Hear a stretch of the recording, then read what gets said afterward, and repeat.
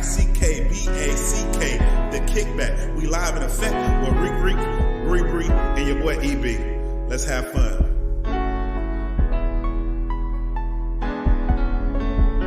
What's good, Kickback family? It's another week, and you are listening to three of your favorite people. If we are not three of your favorite people, we would encourage you to reevaluate your top lists. And if we still don't make the cut, just know that it's nothing but love coming from the Kickback fam to you and yours. At the time of this recording, I don't know, whatever perfection is in your mind, I would say that is where I'm at. As today, at the time of this recording, I am celebrating year 4, not 1, not 2, not 3, but year 4 of marriage. And this year have been a hoot from it's a lot of different things that happened, but from a knee surgery after an injury to closing on a home and moving into that home, having our first child, to what else happened this year? I feel like I guess you can say kind of like a new job. True. Dang, I forgot about nursing school. Like, it's just a lot. Celebrating the 30th. Like, it's just so much has happened in this year 4 of marriage, where God has just truly been blessing me and mine. And so that's where I'm at.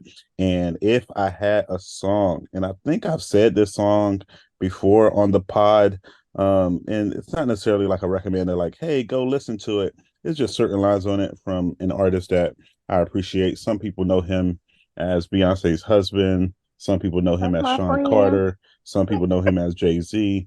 But the great philosopher Sean Carter once said, I ain't going to nobody nothing if me and my wife beefing. I don't care if the house on fire, I'm dying. He said something, I ain't leaving.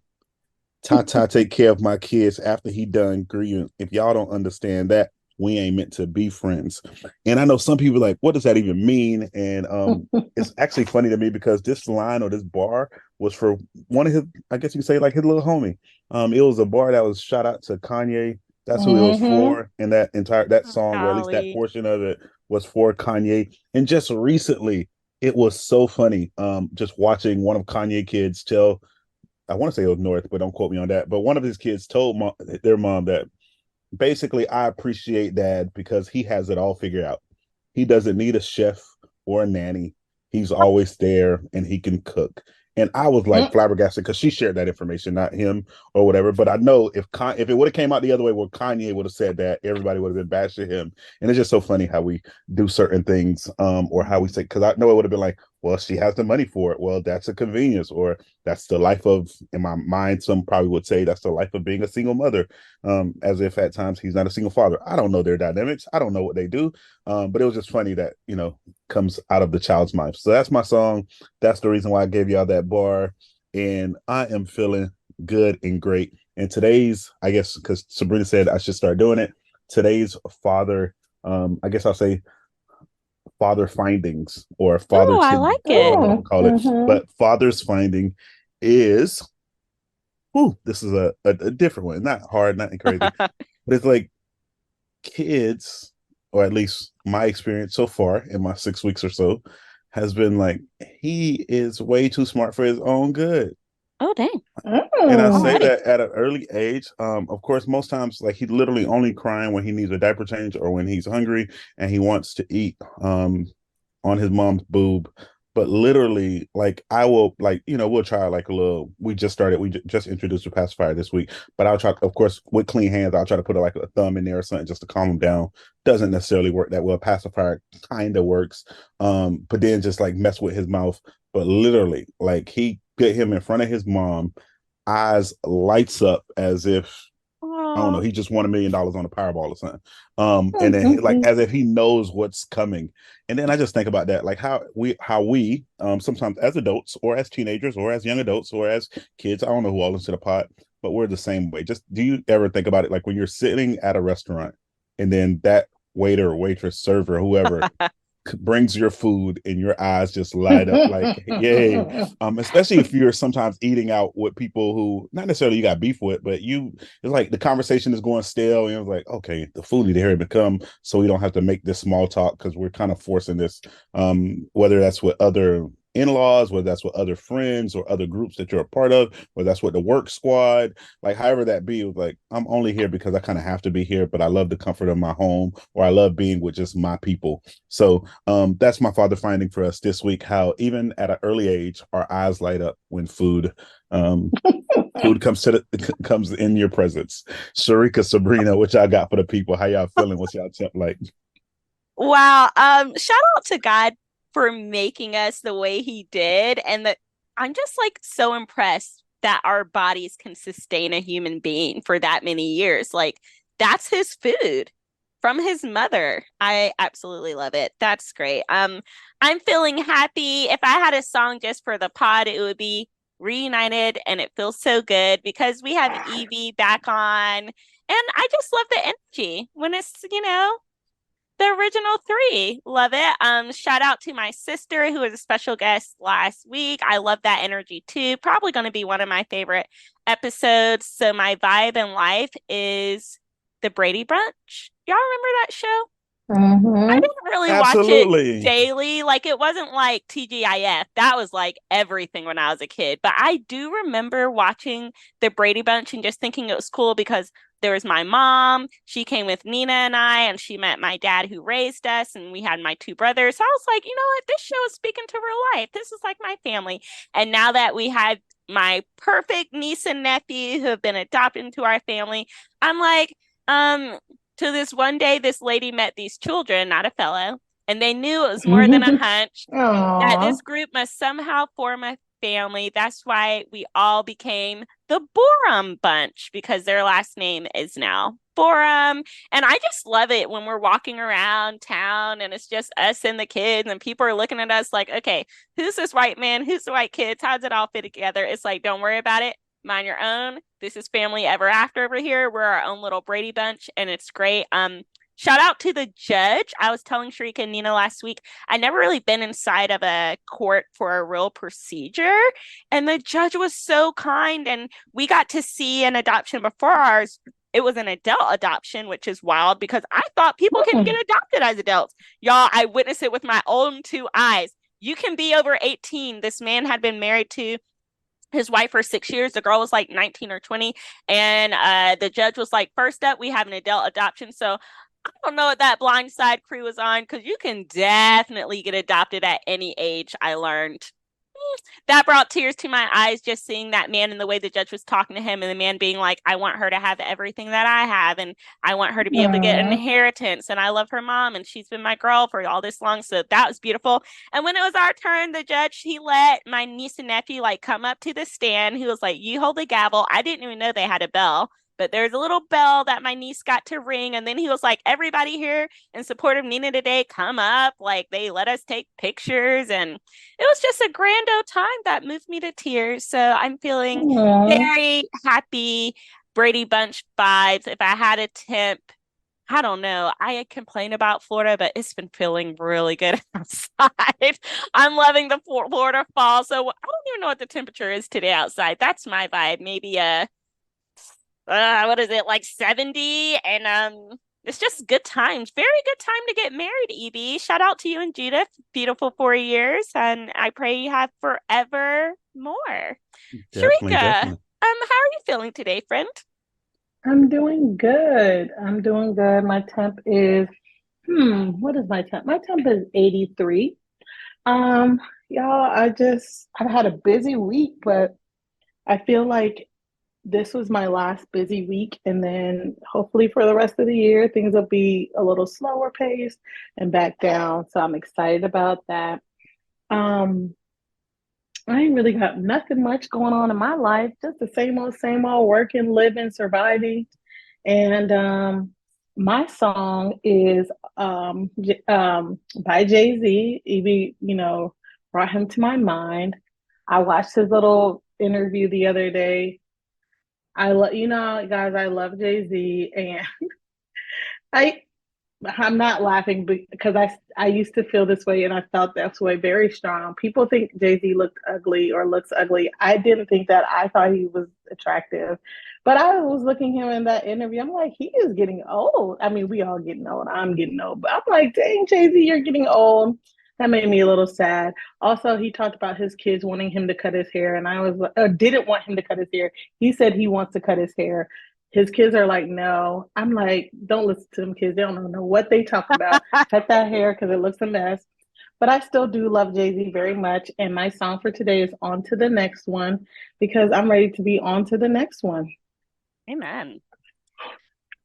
Well, speaking of on to the next one, I guess we'll just dive right into the hot topics. Oh, but Sabrina, before we do, Sharika, you mentioned a busy season, and we know that you were out of town for work earlier last month, but we never checked back in. What was the vibe? I know it was a different type of conference. Did you get to network? We know you don't drink, and a lot of people network at the bar. So were you there with your Shirley Temple? Like, you never gave us like a little check-in. How was it? So it was good. I was I'm gonna say this. I don't know if it's 100% true, but I'm gonna claim it. Like SHRM is like basically, I will say the national HR society. I don't know if that's true or not, but basically they're very well known, and they were hosting a conference in Georgia, and so you guys know I work in HR. So I went to the conference. The conference was focused on recruitment and retention, which is what I do. So I learned a lot. I did network some. I didn't have any, they had a little bar situation. I probably had water or nothing. I think I was just walking around talking. Oh, well, one thing I will say about networking, I was a little nervous because I was like, I don't really network. And especially this is, not the organization I work for. So I'm like, I knew I wasn't going to really know anybody. There was one other coworker that I knew that was going to be there, but that was the only person I knew.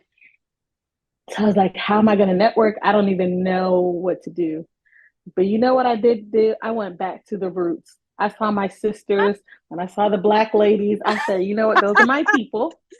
I'll go talk to them. So when I see in a group of Black ladies, that there's a just the connection you got with your people, whether you know them or don't. And so, I connected with some. So that was really nice and that was really fun. Oh, I want to bring this up because now we're talking about this, and when you see Black people, so I was at this conference. Our friend Flo, shout out to Flo, we love you, girl.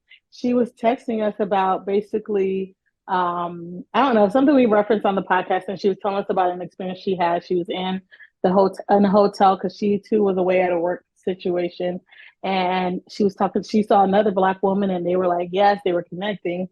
And she basically said, as they were talking, a woman of the Caucasian descent, they were at breakfast, and she basically was asking them for like, hey, can you get me a utensil? And she was like, we don't work here.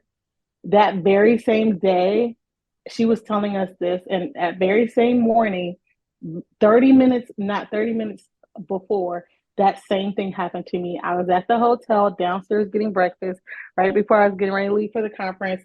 So I actually went down early. I was still in I put on sweats, so I was going to go back up, get ready for work for the conference. But I was running down to get my breakfast. I'm over there gathering my stuff. This lady was like, thank you so much for what you do. And I was like, girl, I don't work here. I didn't hit it with the girl, but I just looked at her like, I don't work here. And I'm like, I have on a black t-shirt, sweatpants. I'm like, what about this says work attire? Or is it just the black skin that says worker? I don't know. But anyway, I was just like, wow, people be peopling.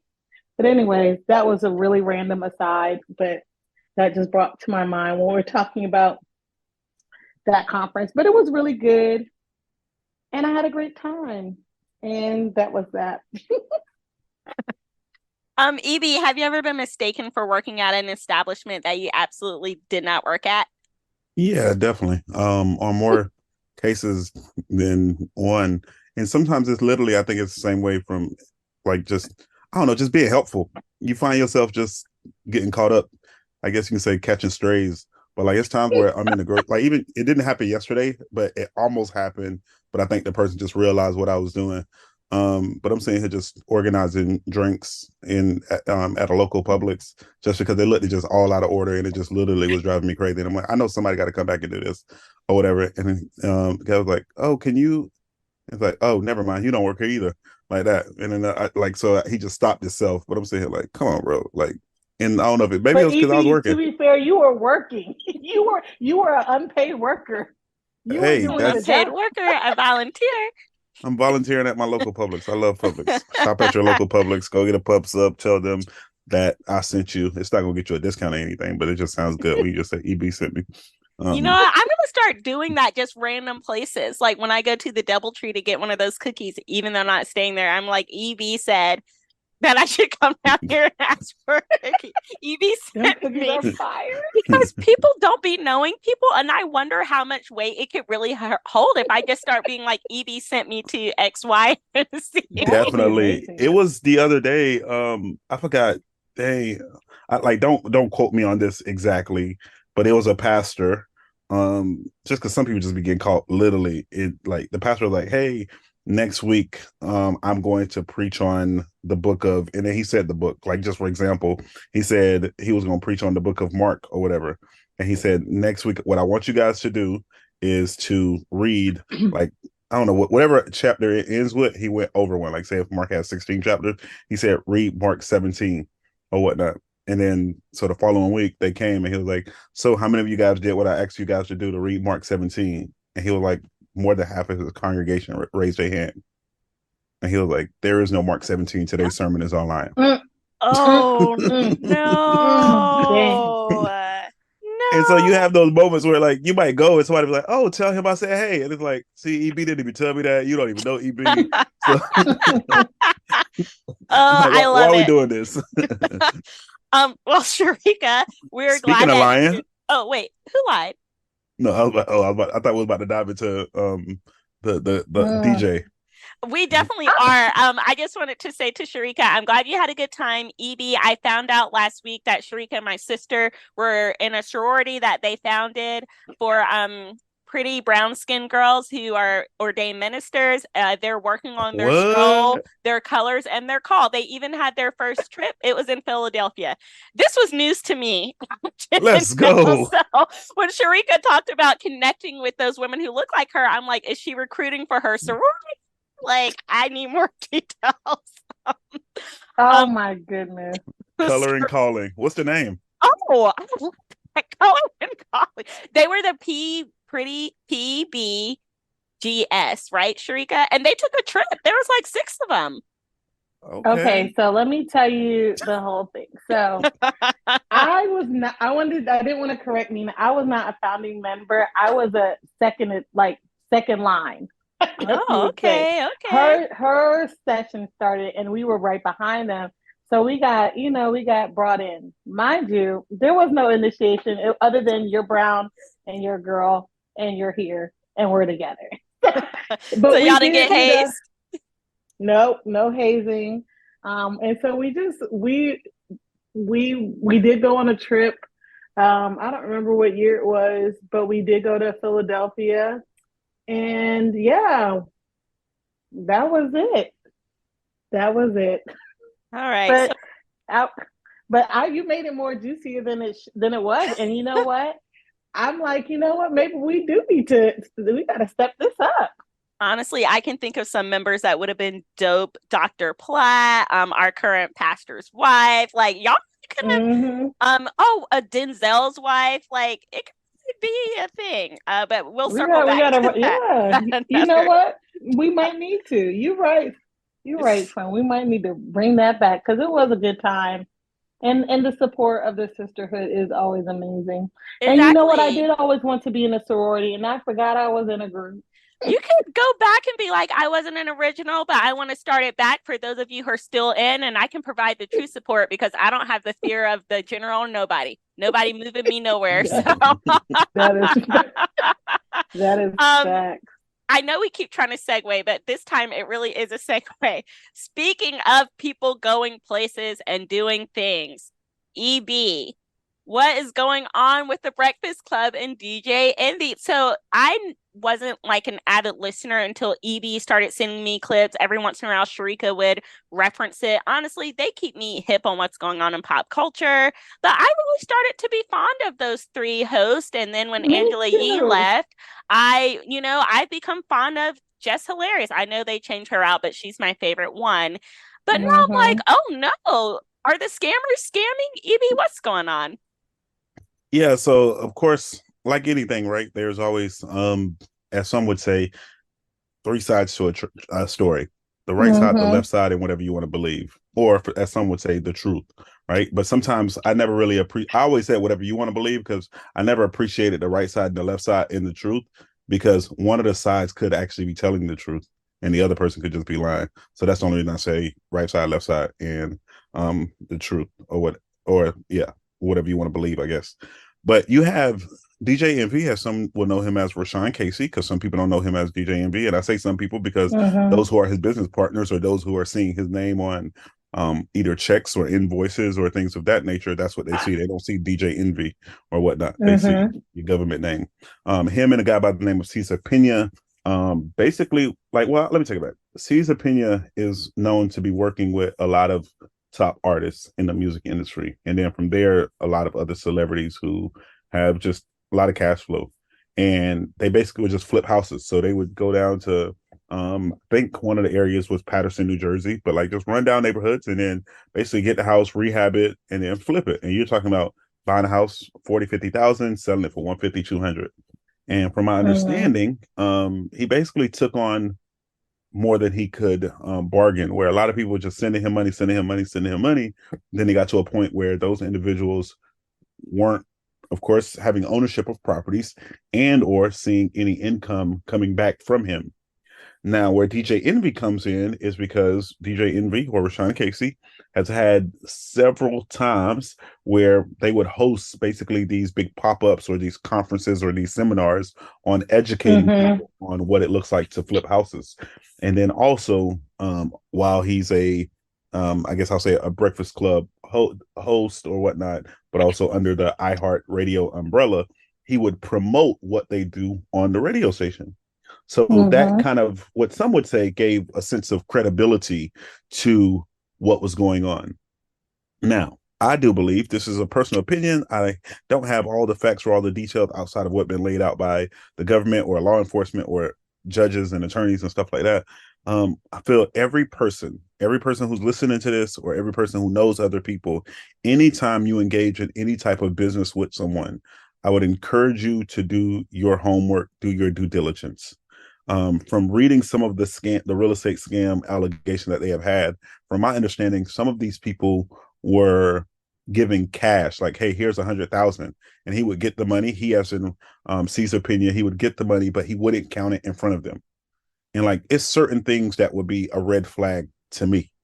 One, I'm not just handing over cash. Like when I say, hey, I can wire you this money, and this is talking about like regular everyday people from the neighborhood on top of celebrities as well.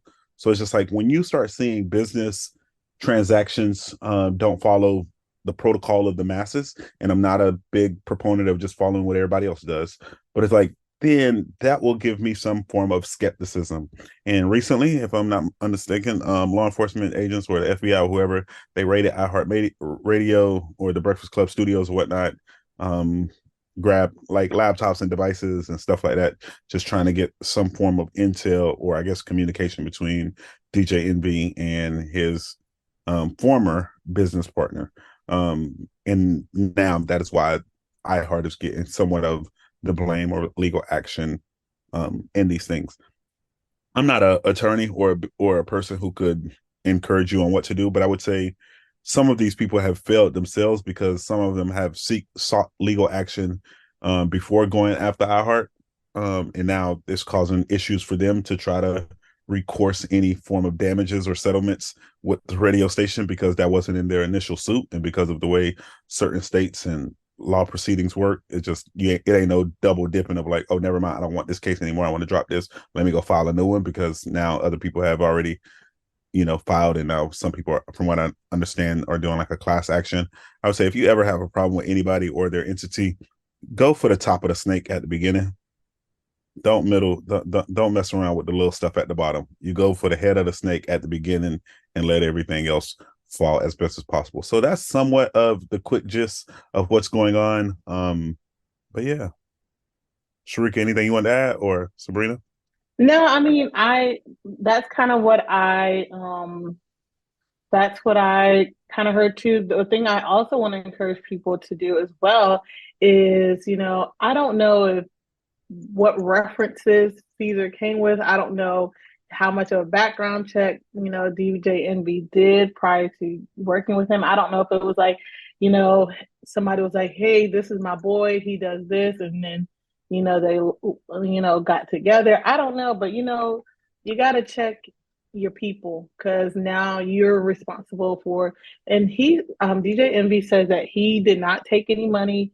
He doesn't need other people's money, and he was not aware of what was going on. But at the end of the day, especially when you're the bigger name, people don't really care how much you knew, didn't know, just like they're going after iHeart, whether, iHeart probably had nothing to do with it, but as you said, they let him promote that on their station. So now they're liable. So, and maybe DJ MB really didn't know and wasn't a part of it. But when you're the bigger name, you go down with the ship, or you are the ship that's going down. And so, or people go after you because they're liable to get more from you than they are from whoever, maybe the person that might have actually did the thing that was wrong. I don't know if he did know, didn't know. I don't know, but I did like DJ MB and I still do. And I hope he didn't do the things and I hope he didn't know, but I don't know. That's all I wanted Yeah, to ask. it's tricky. It's tricky. It on the surface, I just didn't understand what the problem was because it sounds great. Flipping houses, I've heard, is one of the quickest ways if you want to like build Mm-hmm. wealth through real estate and then to be helping other people learn how to do that. That sounds great. It's the other Mm-hmm. stuff that's just so in the gray. And it sucks because I mean, I could see myself falling into something like that. Like, oh, this neighborhood's doing something great. Sabrina, can you want to get in? Do you want to help other people? Sure. And sometimes you don't know all the details of the program that you're Mm-hmm. helping with. So that's like from a lot of things in life, I try to, instead of coming with like a heart of judgment, I come with a curiosity and like, what can I learn from what this person is going through? What I'm learning is don't get involved in anything unless you know every detail. You have to. Because when something Mm-hmm. like this happens, you don't want to be caught up like, well, I just knew my part. And it's like, no, no, no, no, no. And then I always wonder, like, you look guilty when you do certain things, right? And I heard one podcast that was discussing how DJ Envy's wife was deleting photos of the gifts given her over the years. But it's like, girl, it, when it comes to something like this, the feds and the government, they can get that stuff. If y'all think you can delete something off Instagram and it's just gone, like, no. And if you're not guilty, why are you deleting? Did y'all hear And by the anything about time that? I didn't hear that, but by the time you're going to delete it, they've already seen what they needed to see. Like by the like you like I think the feds usually be 10 steps ahead. Like before you know that they're looking for something, they've already been looking for it. They let you know once they, I think after the fact. So by the time you're deleting this, ma'am, I think it's a little too late. And especially it's been a very public thing. So Right. people, I don't think I didn't hear that part, but I can understand that, girl, it's a little too late and it does look funny, but maybe I don't know. I don't know why she would be deleting it, but I can understand that Maybe maybe it's she just a doesn't temp like check. the ops, or just Yeah, like, Right, so exactly. part of it, and I don't like I'm not in a house, but I would assume, again, I'm not an attorney, I'm not a lawyer, nor have I passed the bar or went to law school, but I would mm, assume that either DJ Envy, told her to, or a mm, wise advisor or a mm, counsel or an attorney share that information. Only because if something were to happen, right? And I think you hit it on the head, Sabrina. Like when you start doing certain things, and you start to look guilty in a sense, right? Where people like it's perception becomes reality for a lot of people. But mm-hmm, without those things, and likely I might be wrong, but because from my understanding he has some form of properties and or they have family and friends, it'll be easier to, whether it be those clothes or those bags or those cars or those shoes, you transition those things to someone else, like a friend or a family member, and just say, hey, hold this down until this blows over. Because if legal action were to be taken, that, I guess you could say, devalues your assets or your net worth, where it's like, well, I only have just Mm-hmm. my salary from being a DJ, a host on Breakfast Club. But like when they start adding up, Mm. oh, like you got all these shoes, you got all these clothes. Yeah, you got to flip all that. You got to like basically sell that back to somebody, or you give those same things. Oh, that bag costs $10,000. That becomes your net worth at this time, and so that helps.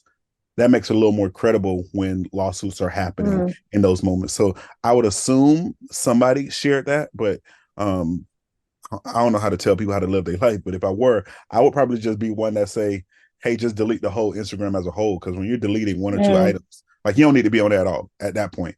Like I would say, just shut down your whole page, go private, go dark, Mm. basically, shut down the whole page, Mm. delete everything, hide everything, and then transition them to a storage unit under your cousin, baby daddy, brother, sister name down the road He where be nobody will be able to. sounding rehearsed in this. Oh no, Okay, definitely. but And so you know, this ain't nothing. This ain't no private stuff. But I'm just thinking of even my, and this ain't because I won't say no names, but I'm thinking about some of my relatives who I know have been in different actions of that goes against our law books, so to speak. And at the time, I didn't know any better. Like, because I think you said what you said, Sabrina. You like make sure you do all your research, or you know all the fact, like you know Right. everything. But like as a kid, who I can say, mm-hmm. I won't say no names, but as a kid, and I'm saying kid because age wise, I was an adult, but mentally, I didn't know no better. But you're talking about 18, 19, 20 years old, fresh out of high school. I'm looking, I'm like looking at 1.2, 1.3, $1.7 million at a time that my Come cousins have on. gathered from God, definitely. geez, somebody teach Like, me how to be That's in the street. wild.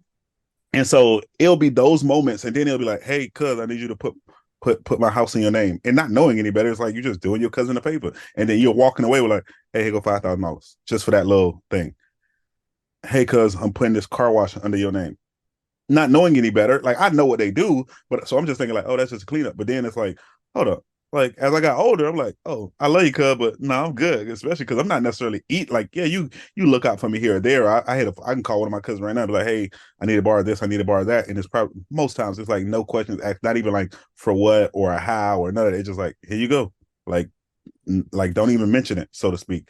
So in those moments it's like, oh yeah, it's perfect. But then as I got older, I'm like, how would if something were to go down, like, or how would if Mm-hmm. something were to be held at one of these locations that is under In my your name? name. Yeah. And Mm-hmm. so then it got to that point where I'm like, I love you, but I can't do it. No. Especially as I started to Mm-hmm. like work in ministry and to dive into spaces and places where I knew God was calling me to, as he propelled me to what I believed as I would say my purpose in life at the time, or in that season, where I'm just like, I couldn't dibble and dabble in both areas, where it's like, oh yeah, it's great to Mm-hmm. have these couple dollars by just doing this simple act of kindness for a relative, but I also know what goes behind that simple act, or what's happening behind closed doors, even though I'm not physically present in those moments or in those spaces and in those conversations. And then I just hear conversations with them that just like blow my mind, like where it's like, hey, we're flying to I can't, this is a random country. This is not a country they went to.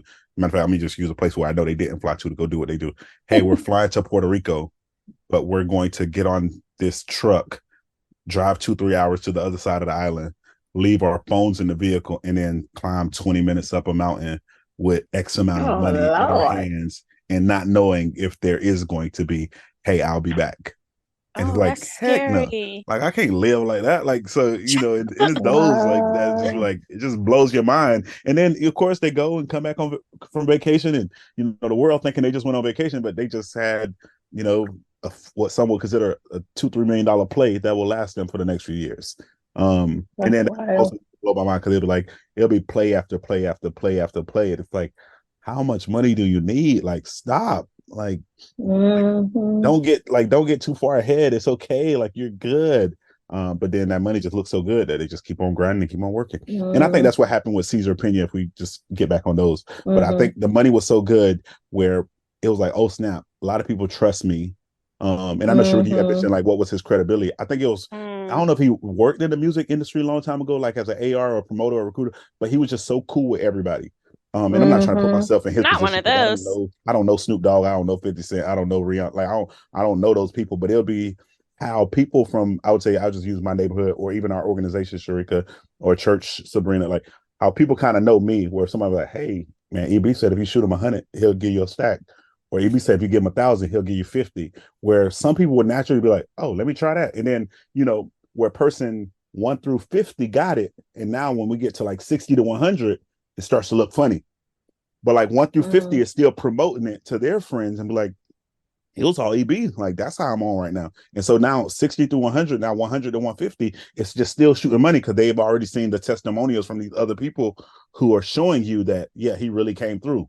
And then it just got funny where I think it just got too much at one time. And then from my understanding or reading at certain things, Caesar started living a life that was above his means because it's like you're buying property, but now you're also going on these crazy trips and you're living this lavish lifestyle, but you're not helping these people that you say you're going to help. And then a lot of these people just blindly gave. And that's what I would encourage people never to do.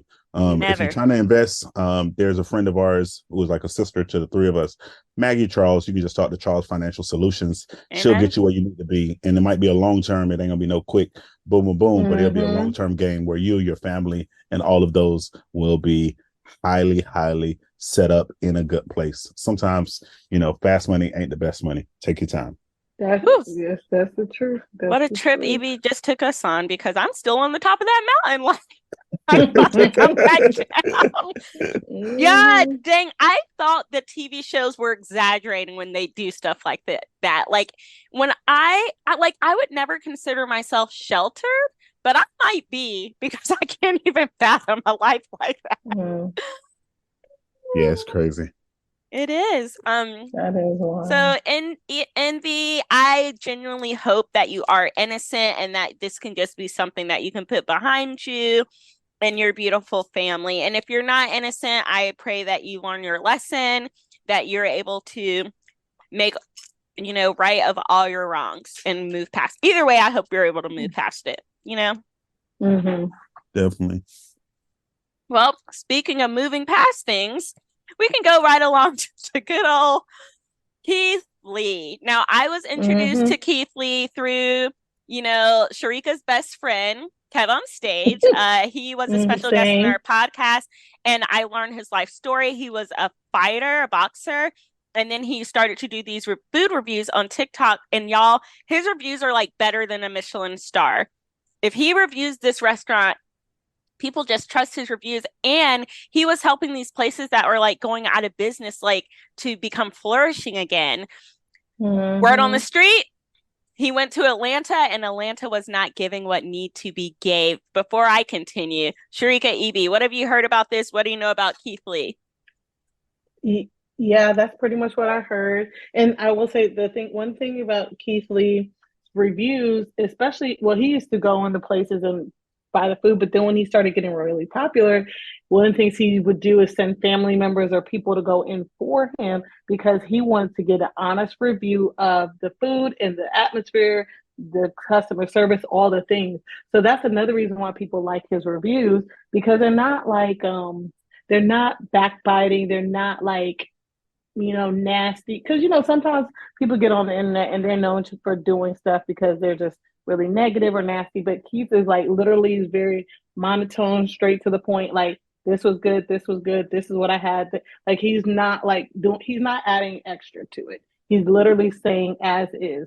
And so that's one of the reasons why people like his reviews, because he's not like blowing it up beyond, like making it better than it was. He's not making it worse than it was. He just gives a very direct and honest review based on his opinion. And he will even say, this is my opinion, or, try it for yourself, those kind of things. So he seems very fair in his reviews. And I think that's what has rose him to popularity in his reviews. And I too met him the same way that Sabrina met him, when not obviously not in real life, but like through that interview.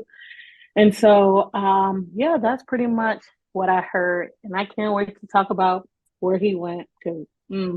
Go ahead, EB, if you have anything to so share. I met him through just TikTok. And I know for some of you, like Keith Lee, food critic, TikTok, all those things like don't really mean much to you. So I'll try to break it down for some of my people who maybe not on TikTok, or maybe not even know, like, I guess I won't say the roles or the functions of a food critic, but he's like how Michael Jordan is to basketball, or Tom Brady is to football, or how Lionel Messi and Pele is to soccer, or Babe Ruth and Derek Jeter is to baseball, or how Meryl Streep and Viola Davis is to acting, or how Denzel Washington and Tom Hanks is to acting, or how Serena Williams is to tennis, or how Muhammad Ali and Floyd Mayweather is to boxing, how Hulk Hogan and Stone Cold is to wrestling.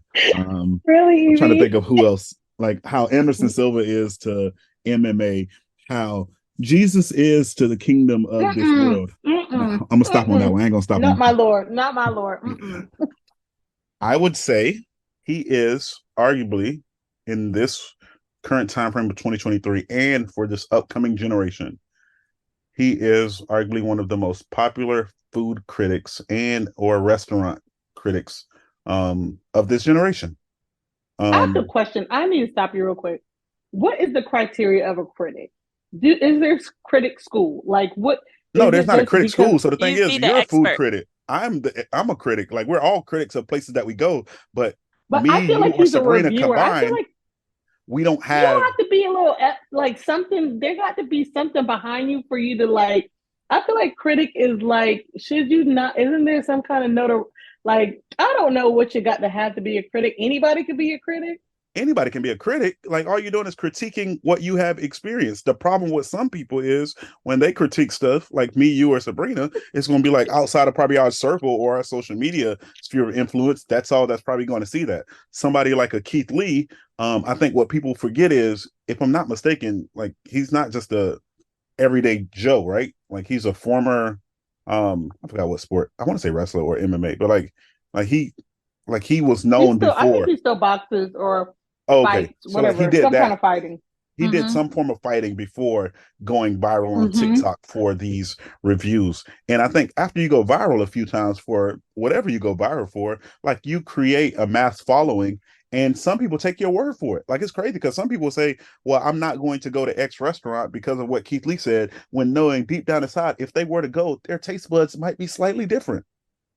Mm-hmm. Like, and like none of us share the same taste buds. Like we might both enjoy the Mm-hmm. same thing or we might dislike the same thing, but that doesn't necessarily mean that we have the same taste buds. So he's just, again, he's a food critic. Some would maybe dub him as a food reviewer or restaurant um gatherer of information, but he's just very popular at what he does, and he sometimes Mm-hmm. create havoc for a lot of places. And sometimes that havoc is good havoc, where it is a multitude of people flocking to one place because he said this Mm-hmm. place is on point. Or there'll be a multitude of people saying, we will never enjoy your establishment because of what this one person said. Or some will go as far as distorting, never attending a place, never going to a place, but distorting a place reputation by the Google reviews that they'll leave because of what he has shared, which is also devastating. And for those of you, if you're a believer, if you've Mm-hmm. ever done that, you've reviewed something that you haven't experienced, just remember that you're lying,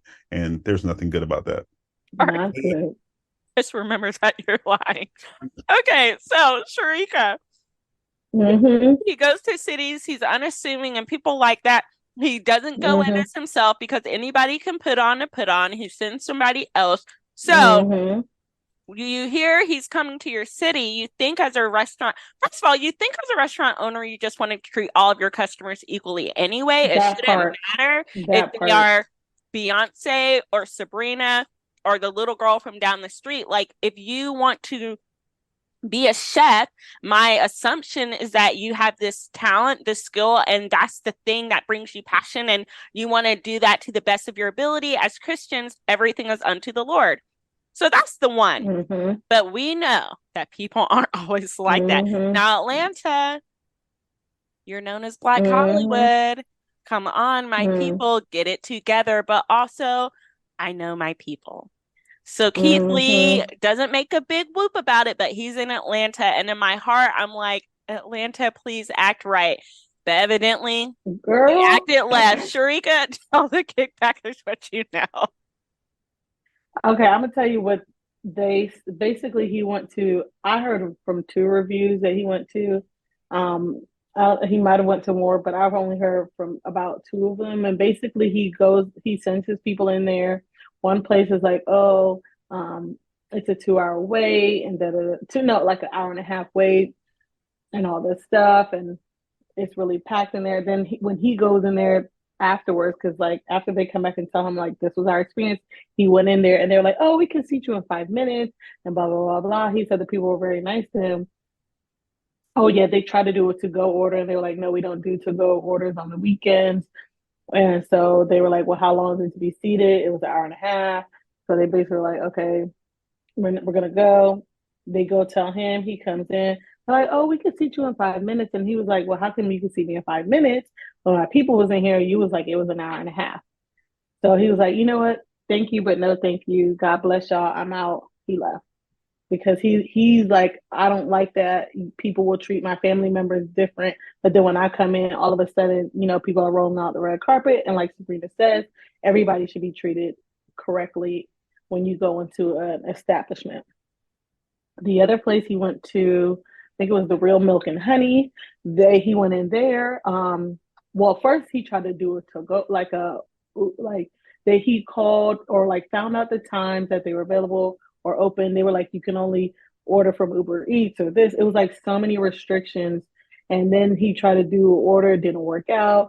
It was like all these roadblocks, and it was like they made it pretty much inaccessible to eat there. And he was just like, basically like, I can't do a review here because, and he listed all the things that happened as to why. He was like, we called we didn't get anybody, or they said only Uber Eats, and then now that didn't work out. So he went through the whole list and basically like, we didn't get to try any of the food. So those people were like, basically, they did like a little skit or whatever, or a little video, and one person was like, hey, did you see Keith Lee review?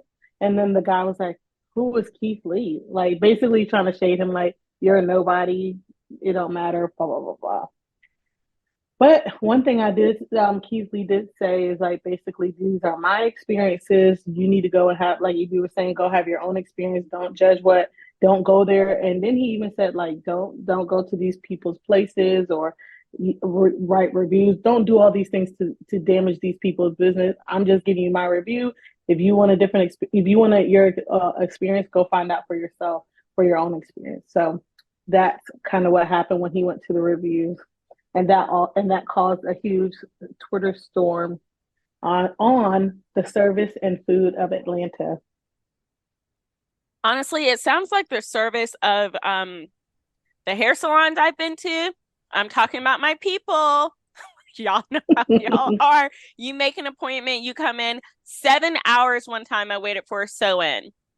I'm not kidding. A sew-in where they just braid your hair back in like 7 to 8 cornrows, whatever, and then put a wig on the exterior of your head. Literally washed me, sat me down for like an hour, conditioned me, sat me down, braided me. It's crazy what y'all be doing. And I feel like that's what's happening in the restaurants, because I too saw his reviews after it became a Twitter storm. And he's so funny because he's so like deadpan. He's like, as you can see, I went to this restaurant. I have no bags in my hand. That's how he started. But this didn't happen to him once or twice. I think it happened to him more than twice in Atlanta, where he's calling in ahead and they're like, you can't call in. Here, you have your rules. You come. Oh, it's a long wait. It's a long wait for regulars, but not for you. He went to one restaurant, and this has happened to me before. The internet says y'all are open. Your doors have hours that are open, but when I come in, y'all are like, oh, never mind, or oh, we're closed. And that happened to me when I went to North Carolina. My favorite Mexican restaurant when I was in college, I was savoring my time. My mouth was watering. I'm rushing from the Raleigh-Durham airport to Greenville because I'm like, this place closes at 10. I'm going to get in Greenville around 9:40. I'm going to call in my order at 9:20. The enchilada suiza. Why did I call? And y'all, like literally, I'm not going to lie, I'm embarrassed to say, but I cried. I legit cried because when I called, they were like, oh, we shut down the kitchen at 9. But you're open till okay. I was just like, okay. I was so sad. Like, why are y'all doing this? And I'm glad that somebody is exposing them. And the second part of that is this fact of like, only the celebrities get the good service. Like, what? Like, so when he shows his face, suddenly y'all have seats. Suddenly y'all have food. Suddenly y'all are open for these last 35 minutes that your restaurant is supposed to already be open. Like, I don't think he's done anything wrong. And I've seen a lot of native people from Atlanta say thank you to Keith. They're like, thank you for exposing them, because these are our experiences. And y'all, none of them are really great. And listen, I love Nope. an Atlanta vibe. Never could live there, but I love to visit. But it's like, come on, Atlanta, get it together. Evie, what did you hear about this situation? Yeah, it was basically the same stuff. So even like, what people don't understand, I want to say, I don't know the exact number, but I know, like, for example, and I want to say, for example, pretty sure he has like over 14 or 15 million followers, and he probably has more now. I don't have TikTok, so I can't like quickly access that. So you can put in Keith Lee, those of you who have TikTok, go see how many followers he have. But that's more followers than all, but like as far as comparison from his followers to like one state versus one state, each state at a time, that's more than all but three states. And that's like your big three or four, maybe four states, like Cali, New York, Texas, and Florida, right? So like talking about influence, you're talking about somebody who has more followers on his TikTok than all the people who reside in the state of Georgia, or all the people who reside in either of the Carolinas, or either of the Virginias, or either of the Dakotas, or Indiana, or Michigan. Like, so he already has that influence on the masses of Mm-hmm. people. On top of that, from my understanding, he goes to people in those areas and say, "Hey, I'm here visiting. Where should I go?" And now some people don't know him because he's just finding locals and telling them like, "I just want to go to a local spot." Now people, I can say now, not from this incident, but sometimes people might see him and be like, "Oh, you're the guy from TikTok, or you're the guy from Twitter, or you're the guy from Instagram," because his face is just out and about now.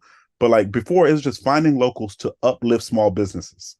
And there are Mm-hmm. people, small business owners, who have said if it wasn't for his review, their restaurant would be dead. Like where Mm-hmm. like they have basically come back alive for what he has done for them. So when Mm-hmm. Sabrina or when Sharika, when both of them talk about the sense of consistency, as far as for restaurants, like that's all it's really about. Like when you treat people well and you're consistent in that treatment, it's a great chance. It's not like, I know there's probably some great mom and pop restaurants that aren't thriving or not making, but there's a great chance that you'll bounce back from any downward spiral that you're going on. But when you have these moments when you're showing your, I guess, your bias or your inconsistency or your leverage towards certain people and not to all people in these type of instances, then that's when it becomes very, very challenging for people to continue to trust your establishment or want to be a patron of your establishment. But again, and I know Sharika mentioned it, but I'll just I guess I'll regurgitate the same thing. But like his intent wasn't to disrespect or devalue or degrade any of these restaurants. It was to share his experience. And he continues to tell people to go have your own experience. Now, if you want to Mm-hmm. trust minds, that's your business. But I also want you to have your own experience because your experience might be different from mine's.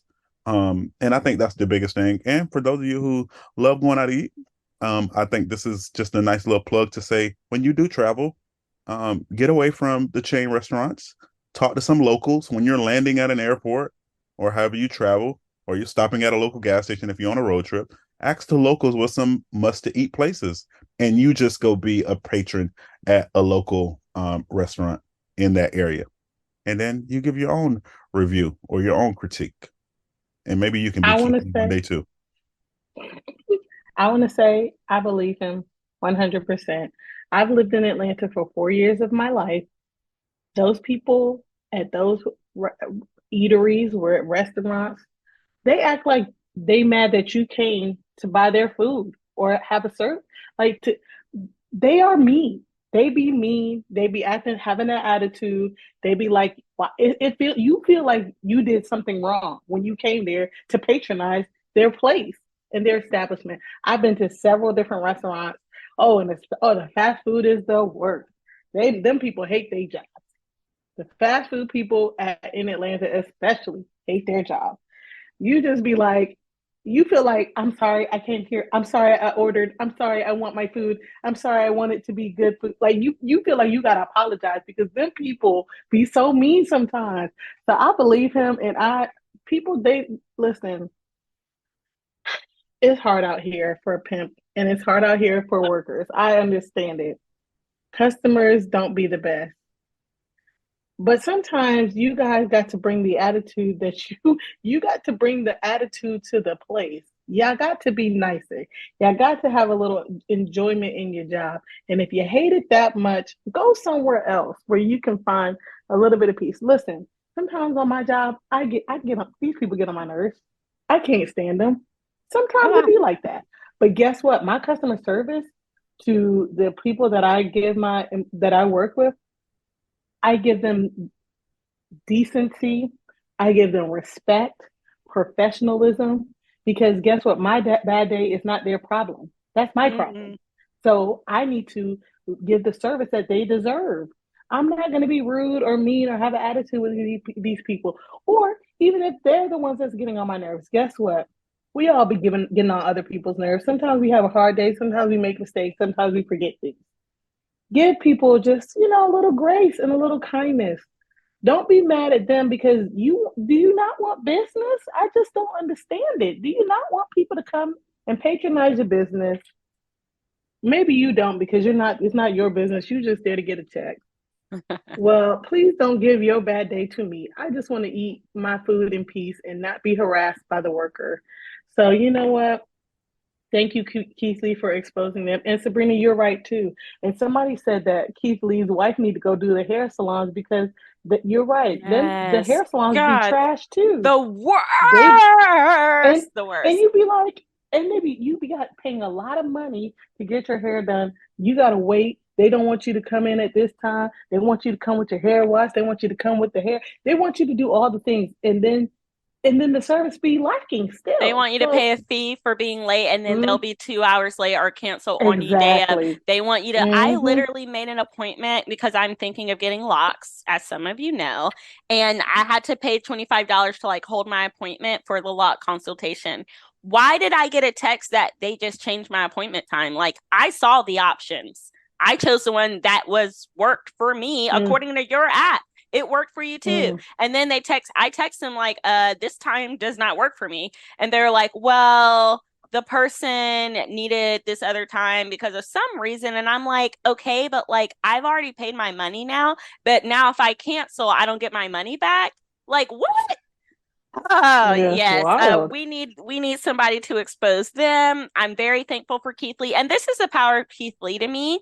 I have a friend who lives in, well, sorority sister. She lives in Georgia. She's getting married in April, and we're trying to throw like a secret little bachelorette for her. She lives in nowhere, Georgia. So I'm like, let's rent a van. We'll kidnap her, drive to Oh Atlanta, Lord, have a great weekend. Wouldn't that be fun though, Sharika, if you were just home? If Alan was like, hey, we have to do this thing this weekend, and you thought y'all had to do that thing, and then like a whole bunch of us showed up that in the would be van. fun. Exactly. That would So be a great so time. that's what I'm trying to plan. But also now, because of Keith Lee, I'm like, do we want to do it in Atlanta? Because we can drive to Macon, we can drive to Oh, Savannah. I was Like, gonna say how far is Savannah? exactly. I'm like, what I don't, because Sharika knows, my husband knows, I really, one of my favorite things about a place is food. Like, that's a highlight of the vacation. And I'm not trying to go to Atlanta for this short little weekend. And then y'all be acting like that. So, Keith Lee, thanks for putting me on because this might change the whole bachelorette weekend. Well, that was the first part of our episode, I guess, was the tricks. Now we can get to the treats. And that is Yes. our October 31st Hallelujah Ween Fall Festival, whatever you've grown up calling it in your house. I know in my family, we always celebrated. We either went and got candy or Doug and I have given out candy. I'm curious to hear Shriekin' and EB's Halloween experience this year. Did you go to a trunk or treat, a fall festival? Let me know. I actually had a good one. I had to host a Halloween party at work. That was a lot of running around and all the things. And then Halloween night, I'd be out in the front of my house because these people do not come to your door, even with your light on or decorations. They'd be like, if you're not meeting me on the sidewalk, then it's over. So I brought my little chair out. My neighbor next door, who I've seen just a couple of times, and basically he was like, "Oh, we're having a little party. Basically told, where's your husband?" So I told him Alan to come out because I asked Alan, "Hey, you want to come out?" He was like, "I'm not coming out there." Well, oh, when the people have a party, he gonna come out there, and we were out there till after 11 o'clock at night, chilling with these people. It was fun. It was nice, and I was happy to meet some of. He had some other family members, like cousins that lived in the neighborhood. we're getting to know them. He had other people come in from other neighborhoods, and it was a good little time. And it was fun to get to know them. But y'all, I was tired. I was beat from the morning, but it was nice to. Oh, and I did give out candy to the kids. I guess that was the most important part. But for me, the most important part was meeting my neighbors and having fun with them. And I did hand out candies to the kiddies, and they were cute. I love that you got to connect with your neighbors. I think that's one of my favorite parts about it too, just seeing like Mm-hmm. the neighborhood kids and the different personalities of the neighborhood. Like one of our neighbors decorated their whole garage, and that was awesome. Ooh. Doug got his little toy that he's been wanting for 2 years, the Ring doorbell. Ooh. Ah. But I'm not gonna lie, I like it too now because like it would tell us when the trick-or-treaters were coming and we were able to go back at the end of the night and not in a creepy way, but in a fun way to be like, oh, remember that kid in this dinosaur? Or these parents were dressed as prisoners and their kids were dressed as like the cops, like they were on house arrest. It was so cute. So we enjoyed it, gave out a lot of candy, and I look forward to next year. EB. Yeah, definitely. So having the newborn, we was debating if we were gonna like dress him up and do all those things. Because I was back at work on Monday and Tuesday of this week, then off the rest of the week, I didn't have a chance to fulfill those duties. But we did have a boatload of candy that we gave to our neighbors across the street. Shout out to Chris and Megan. I'm pretty sure they don't know nothing about the podcast, so they just got a random shout out. But solid neighbors who have two kids. He's a state trooper. She's a middle school teacher, but they kind of been in the neighborhood. Well, I think they moved in a couple weeks before us, but just saw them already like set up with decorations in their garage and their driveway and all that. So, and they had it where like they had a kind of like a 6 foot table like on the sidewalk on their driveway or whatnot. So a lot of people stopped by. So I was like, hey, here's a whole bunch of candy for you guys. Well, Judith took it over, but so that's all we did. But our plan is to hopefully do something next year if we're not on an anniversary trip. So that's all. That also depends on it for us. Oh, I love it. It's a good time meeting the neighbors. And it makes me think of the scriptures that talk about like treating your neighbors well and just a time, I guess, in society when people would really like really know their neighbors and run around outside. And sometimes like during the holidays, I feel like I wish that was a thing, but then every other time of the year, I'm such a hermit and I'm like, please don't come to my house. So we'll see. I guess this season is my extroverted season, like the 3 months, and then I go back into my shell. But I'm glad y'all had a good time. Our scripture funny today is from Luke, chapter 14. I thought about this because of what Keith Lee was experiencing and about how people were just treating him so much better and trying to provide such better services once they found out it was him. I'm going to start in verse 10 of Luke chapter 14. When you're invited to dinner, go and sit at the last place. Then when the host comes, he may very well say, friend, come up to the front. That will give the dinner guests something to talk about. What I'm saying is, if you walk around all high and mighty, you're going to end up flat on your face. But if you're content to simply be yourself, you will become more than yourself. I just thought that was funny. Just that idea of like, hey, you might go up. The scripture goes on to talk about, hey, you might think you're the best and sit in the seat you think is great. And then the host will have to come with the little shoulder tap, tap, tap. That's actually not for you. And then you're terribly embarrassed. But if you just always like come from a place of like, really Christ, right, who was washing the disciples' feet, and Keith Lee, who was like, I'll just sit in the car and eat the food. Like, if you come from that sort of a place, then it just invites others around you to know that you see their worth as a person in Christ and not for what they do, who they are, their name, or anything like that, because that stuff really doesn't matter. All of us have value because of what Jesus did for us on the cross. And that is, if nothing else, that is why we should treat our brothers and sisters the same, despite their name and who they are. Okay, business owners, are you hearing this? If you said you're open, be open. EB, what are you expounding on today? So I actually don't have anything to expound upon except for we're in November, last 2 months of the year. If you have made goals for yourself for 2023 and you haven't achieved them, just know you got about 7 or 8 more weeks to make that happen. Don't beat yourself up. Just try to take your baby steps as best as possible. Be grateful and be thankful for what you do have in front of you. That's all I got, which I recommend for the people. This is another Keith. It's not a Keith Lee, but he also does restaurant reviews, and he's a try guy. They're Try Guys on YouTube, and Keith Eats is what his name is. But his name is Keith Havisberg or something like that. But I like watching his little food reviews. So I was thinking we're going to talk about Keith Lee's reviews. You can go watch Keith Eats on YouTube under the Try Guys. And he does different food reviews. And he just did one at Cheesecake Factory. And it's like 3 parts, and they're like an hour each because you know that, and he tries like every menu item at a restaurant. And y'all know the Cheesecake Factory has a million items on their menu. So he tries everything on the Cheesecake Factory's menu. So go on YouTube, the Try Guys, and look for Keith Eats. Golly, I definitely want to see the Cheesecake Factory one because I love the Cheesecake Factory, but I'm such a creature of habit. I always get the same thing. So I'm like, oh, let's see what else is popping. Okay. I recommend that Jay-Z interview.